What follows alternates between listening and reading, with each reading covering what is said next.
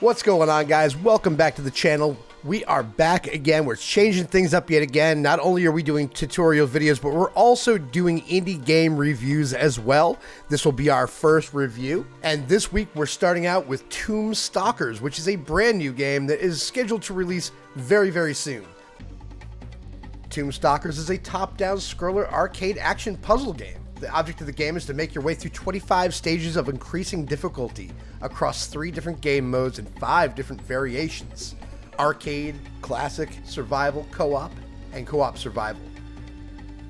You'll work your way through stages by opening tombs inside the stages in search of a key and relic to progress to the next stage, all the while amassing wealth through collecting gold and gems that house all kinds of different powers. Today, we will review Tomb Stalkers and give it a rating on a scale of 1 to 5 M's based on 5 different categories: controls and gameplay, graphics, story, achievement difficulty, and replay value. So let's get started. Tomb Stalkers is fast-paced and at times frantically fast-paced. You'll run into many enemies that will require you to be very quick, deliberate, and precise with your movements at any given moment. This includes the ability to quickly turn corners, double back, or accurately time setting off one of the many booby traps you'll encounter in order to slay an enemy that's in hot pursuit. For the most part, the controls on the keyboard and controller are pretty responsive, which is important given the overall pace of the game. There are very little instances where you're going to be able to stay still, so responsive controls are really important to have. However, and I'm sure this is something that will be corrected in updated versions of the game, during your multiple playthroughs, if you're a completionist of course, tutorial screens will pop up during new aspects being introduced into the game. This can happen while you're in the middle of being pursued, so you're still running.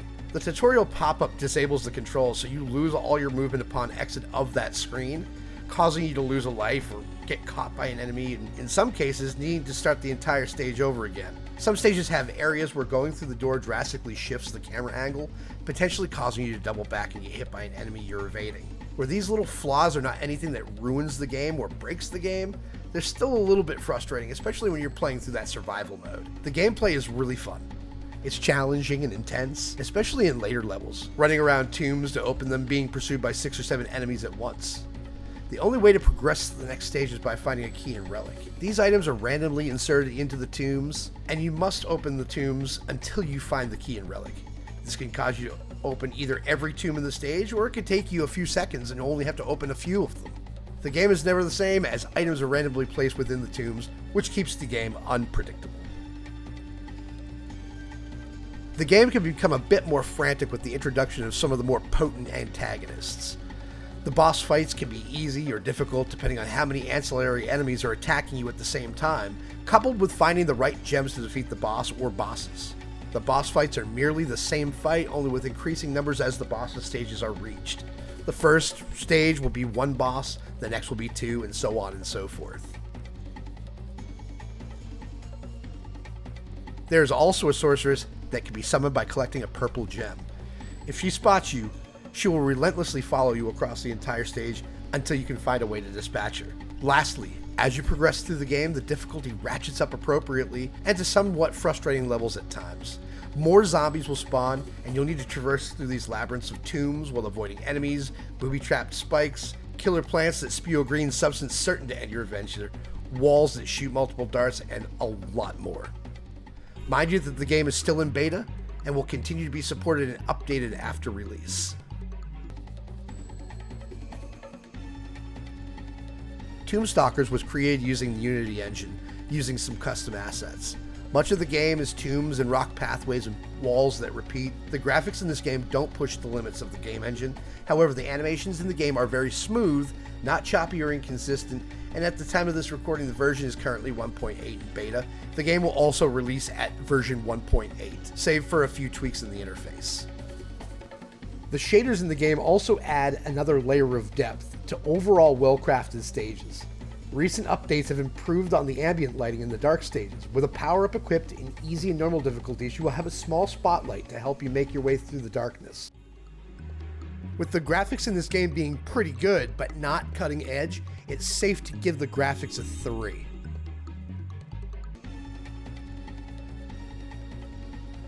This game currently doesn't have a story, but it's important to note that a story has been planned for Tomb Stalkers and may be added in the future depending on the game's commercial success. But where there's currently no story in place for the game, we won't be awarding or taking away any points for this category.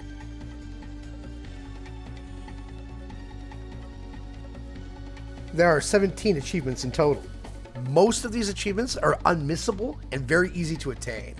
Some of these are as simple as collecting a certain colored treasure or getting caught by the sorceress in the game. Some achievements are grindy, as most games tend to make their achievements, needing to destroy 1,000 pots or piles of bones, and killing X amount of enemies. Some of these achievements, however, can be downright frustrating. The most noteworthy achievements in the game are Baka Survivor and Triple Trouble. Baka Survivor is pretty difficult. It requires you to beat the game on survival mode, which is a one-life playthrough of all 25 stages. If you die, it's all the way back to stage 1. You do have a 1% chance, however, to find some extra lives hidden in the tombs, which is a small mercy, because you're going to use every one of them. As if this wasn't bad enough, try completing that with 2 players. Triple Trouble requires you to beat the game with 2 players, not only in survival, but also finding the secret ending. And that secret ending can be found by... No, I'm not going to tell you that. That would be a spoiler, but I will share. If you are observant enough, the secret ending is spelled out for you if you're paying enough attention. All in all, while the number of achievements are small, the increasing range of difficulty from mind-numbingly automatic to outright tortures is certainly present, and the challenge is absolutely appreciated. Replay value is difficult to comment on, as each individual really determines what is worth playing over and over again, and what extra replays bring to the table. As mentioned in the controls and gameplay category, the game, specifically in classic mode, offers a lot of randomization, keeping the game fresher by adding different variables in certain stages. For example, a stage that you had previously played in may now be shrouded in complete darkness, leaving you to rely on small footprints to decipher where you were and where you need to go next. The stages where you fight the bosses along the way are not immune to randomization either. You will never find the same treasure in the same tombs at any point. This, coupled with multiple modes in which you can play the game, can keep you coming back for more for a period of time.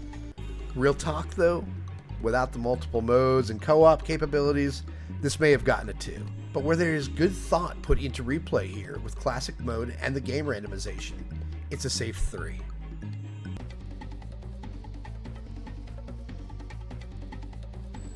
Tombstalkers has been developed by a solo indie game developer, and that's no easy task. Many games don't even see the light of day on Steam, so to have this game come as far as it has after many bumps in the road along the way, it is absolutely an exciting time for Itchy Games. So, how does it all lay out? With calculating all of our categories together, controls and gameplay, graphics, achievement difficulty, and replay value, Tombstalkers comes in at a respectable 3.25 M's. Tombstalkers releases on Steam December 6, 2024, and can be picked up for $14.99. Also, join us on our new podcast, Gaming Junkies, on that same day, December 6th, to listen to our exclusive interview with Tombstalkers developer Gara Rosales from Itchy Games. For more gaming reviews, podcasts, achievement guides, and gaming tutorials, subscribe to the channel and keep us locked in.